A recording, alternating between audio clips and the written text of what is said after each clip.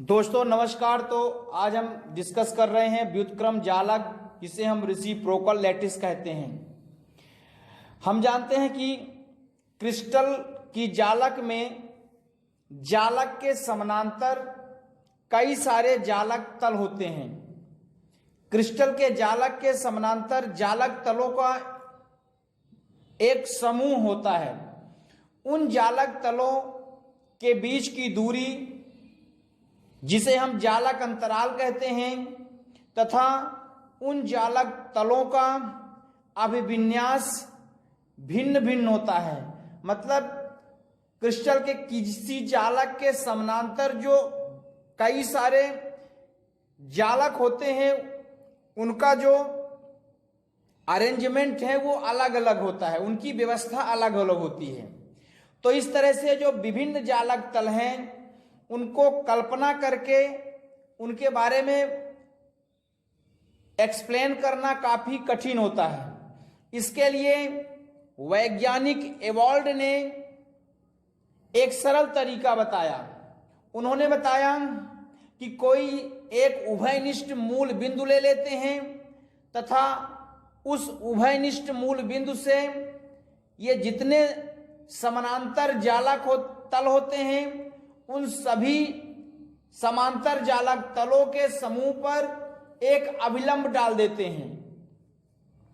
इस अभिलंबों की लंबाई जालक अंतराल DHKL के व्युत्क्रम के अनुक्रमानुपाती होता है, जहां पर HKL मिलर सूचक है। इन अभिलंबों के शीर्ष बिंदु एक जालक बनाते हैं, जिसे व्युत्क्रम जालक कहते हैं। इस तरह से व्युत्क्रम जालक वह जालक है जो एक उभयनिष्ठ मूल बिंदु से विभिन्न समांतर जालक तलों के समूह पर डाले गए अभिलंबों के शीर्ष बिंदुओं से प्राप्त होती है। व्युत्क्रम जालक का प्रत्येक जालक बिंदु संबंधित समांतर जालक तलों के समूह को पूर्ण रूप से व्यक्त करता है। इस तरह से हम कह सकते हैं कि जो व्युत्क्रम जालक का बिंदु है, प्रत्येक बिंदु उससे संबंधित समस्त जालक तल समूह का एक गुण होता है। अब यदि किसी त्रिविमीय जालक का आद्य वेक्टर A, वेक्टर B तथा वेक्टर C है, तथा व्युत्क्रम जालक का आद्य वेक्टर A, वेक्टर B तथा vector C, capital vector A, capital vector B तथा कैपिटल वेक्टर C है। यहां पर जो small a, small b, small c है, ये किसी जालक का एक दो परमाणुओं या दो अणुओं के बीच की दूरी है। एक्स अक्ष में दो अणुओं के बीच की दूरी a मान लिया, वाई अक्ष में दो अणुओं के बीच की दूरी b मान लिया, और जेड अक्ष में दो अणुओं के बीच की दूरी c मान लिया, स्मॉल ABC। तथा व्युत्क्रम जालक के लिए वही कैपिटल में मान लिया। तब वेक्टर a का मान 2 पाई b cross c upon a dot b cross c, b का मान 2 पाई c cross a upon a dot b cross c, इसी तरह से c का मान होता है। यहां पर जो vector a dot vector b cross c है, ये क्रिस्टल की सीधी जालक का यूनिट सेल का आयतन है। इस तरह से हम देखते हैं कि वेक्टर कैपिटल A की दिशा b तथा c के लंबवत है, क्योंकि व्युत्क्रम जालक है। इसी तरह से वेक्टर b की दिशा small vector c, small vector a के लंबवत है, तथा कैपिटल वेक्टर c की दिशा small vector a, vector b के लंबवत है। यहां जो स्मॉल ABC है, इसकी विमाएं लंबाई की विमा होती है, मतलब इसकी इकाई लंबाई होती है। लेकिन जो कैपिटल ABC है, इसकी जो विमा होती है वो लंबाई इन्वर्स होती है, मतलब 1/, लंबाई होती है। इस तरह से यहां हम देखते हैं कि capital vector A, small vector A equal to 2 pi है, क्योंकि ये कैपिटल वेक्टर B और स्मॉल वेक्टर A इसकी वैल्यू 0 है, क्योंकि लंबवत है। तो यहां हम व्युत्क्रम जालक का जो आद्य वेक्टर है और जो सीधे जालक का आद्य वेक्टर, उसके बीच में रिलेशन देखते हैं। यदि क्रिस्टल की सीधी जालक के आद्य वेक्टर ABC तथा व्युत्क्रम जालक के आद्य vector vector A, vector B, vector C में यह संबंध बताता है।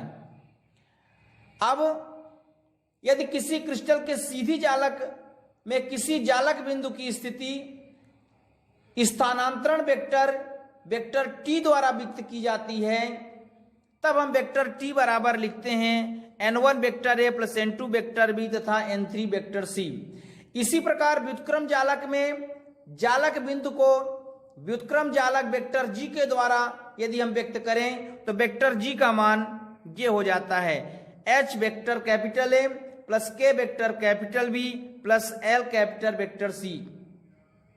यहां पर N1, N2, N3 तथा HKL पूर्णांक है। यदि हम दोनों को मल्टीप्लाई करें वेक्टर G डॉट T में, तो इसके मल्टीप्लिकेशन के बाद कुछ इस तरह से स्टेप आएगा 2 पाई H N1 plus K N2 plus L N3। यहां हम इसको जब मल्टीप्लाई करेंगे, चूंकि यहां पर जो H N1 plus K N2 plus L N3 होगा, इसको हम कैपिटल N से व्यक्त कर रहे हैं, तो इसके मल्टीप्लाई के बाद चूंकि हम देखते हैं कि यहां से कि यदि वेक्टर A डॉट स्मॉल में की वैल्यू 2 पाई होती है तथा vector capital A small vector B की वैल्यू 0 होती है। इसी तरह से यहां हम देख सकते हैं B और B की वैल्यू 2 पाई, C की वैल्यू 2 पाई, बाकी की वैल्यू 0 होती है। तो इस तरह से जो हम मल्टीप्लाई करेंगे तो H वेक्टर A और वेक्टर A स्मॉल a की वैल्यू 2 पाई हो जाएगा, ये हो जाएगा H N1। इसी तरह से B और B का हो जाएगा 2 पाई, C और C का हो जाएगा 2 पाई ले लेंगे कॉमन, बाकी इस वैल्यू 0 हो जाएगी।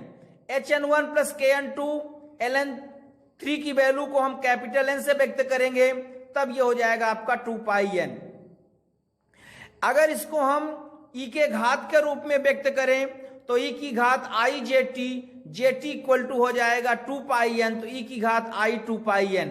चूंकि हम जानते हैं E की पावर I थीटा बराबर होता है cos theta plus I sine theta, यहां से E की पावर I 2 पाई N यदि हम रखेंगे तो हो जाएगा cos 2 pi N plus I sine 2 pi N।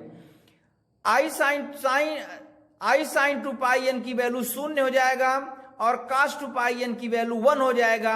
इस तरह से इसकी वैल्यू 1 आ जाती है। यह समीकरण जालक वेक्टर T तथा व्युत्क्रम जालक वेक्टर G में संबंध व्यक्त करता है। अब हम व्युत्क्रम जालक के गुण देखते हैं।